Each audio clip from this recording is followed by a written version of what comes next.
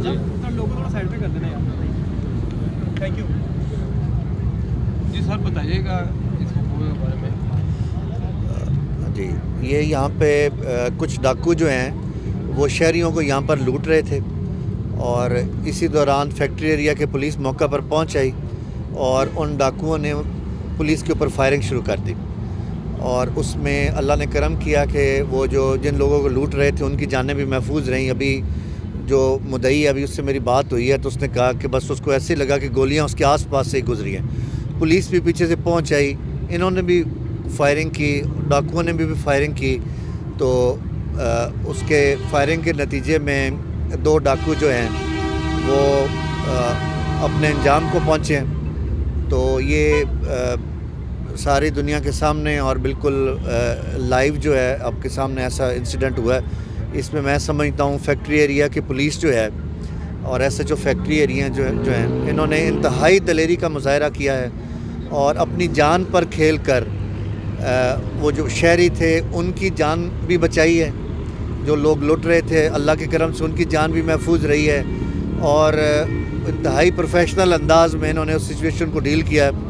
और अभी मज़ीद तयन कर रहे हैं डाकुओं का, क्योंकि 2 डाकू जो हैं वो मौके पर हलाक हुए हैं और मज़ीद भी इतला है, अभी कंफर्म कर रहे हैं कि मज़ीद डाकू भी इनके साथ और लोग भी थे। तो अभी थोड़ी देर में उसकी तस्दीक भी हो जाती है। पूरे ज़िले में हमने नाकाबंदी करवाई है और मज़ीद को आपको ऐसी खबर है तो वो भी थोड़ी देर में देते हैं। कि थाना फैक्ट्री एरिया जो कि लाहौर की बाउंड्री के बिल्कुल पास है, अगर लाहौर देखा जाए और थाना फैक्ट्री एरिया, लेकिन पुलिस की जो नफरी हमारे पास थाना फैक्ट्री एरिया में इतनी कम है कि जो डाकू लाहौर से अंदर आते हैं वो वारदात करके पाली साइड पे चले जाते हैं। इनके पास जो नाके पे जो मुलाजमिन अपने खड़े करते हैं, एक पे खड़े करते हैं तो दूसरे नाके पे ये अपना कोई भी मुलाजिम खड़ा नहीं कर सकते। असल में इस तरह है कि लाहौर शहर में सेफ़ सिटी की आमद के बाद वहाँ पे डाकू जो हैं वो लाहौर के अतराफ़ में जो उसकी बाउंड्री एरियाज़ हैं उसके अंदर आके वारदातें करते हैं जहाँ पे सेफ़ सिटी के कैमरा नहीं है। यहाँ से आपको अंदाज़ा है कि हम बिल्कुल इस वक्त लाहौर की बाउंड्री पे खड़े हैं। फैक्ट्री एरिया और लाहौर बिल्कुल थाना जो है साथ साथ है। तो इसमें हमें ये मसला है कि वहाँ से डाकू इधर आके वारदातें कर जाते हैं, लेकिन हम जहाँ पे महकमा पुलिस की कोई कमी बेशी होती है उस पर भी आप लोग उस पर भी तजिया करते हैं, उस पर तनकीद भी की जाती है जिसको हम बड़ा मुस्बत अंदाज से देखते हैं और अपनी इस्लाह के लिए उसको इस्तेमाल करते हैं।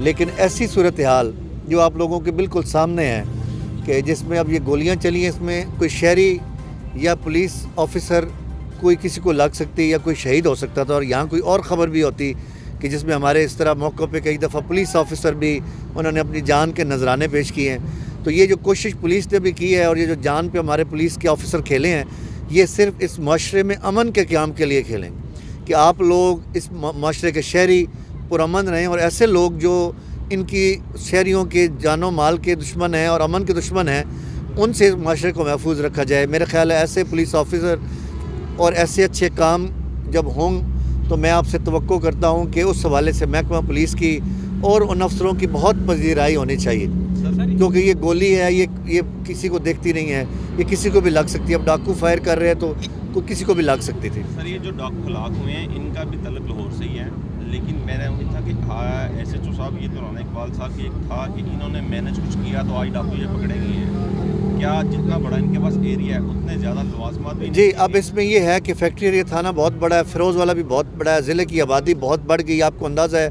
कि शेखपुरा शहर के वहाँ से कहाँ से शुरू होता है थाना और कहाँ तक चला जाता है। इसलिए हमने ज़िला शेखपुरा में इस वक्त 16 थाने हैं, 5 थानों की रिकमेंडेशन हमने बना के भेजी है जिसमें फैक्ट्री एरिया को 2 हिस्सों में तकसीम किया जाना है। और इसी तरह कुछ नई चौकियों की भी हमने रिकमेंडेशन बना के भेजी है जिसमें साथ हमने एक्स्ट्रा नफरी भी मांगी है।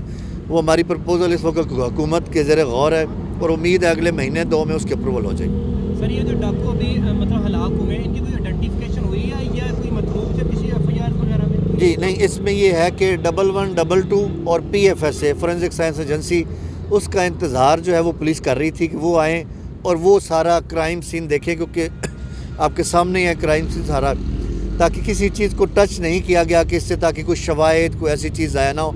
अभी ये फोरेंसिक साइंस वाले और 1122 वाले अपना वो काम करके जब फ्री होते हैं तो उनकी जेबों की हम अभी तलाशी जब लेंगे तो पता चलेगा कि इनकी शनाख्त क्या है, ये कहाँ के रहने वाले हैं और इनकी साबका जो है इनकी हिस्ट्री क्राइम की क्या है।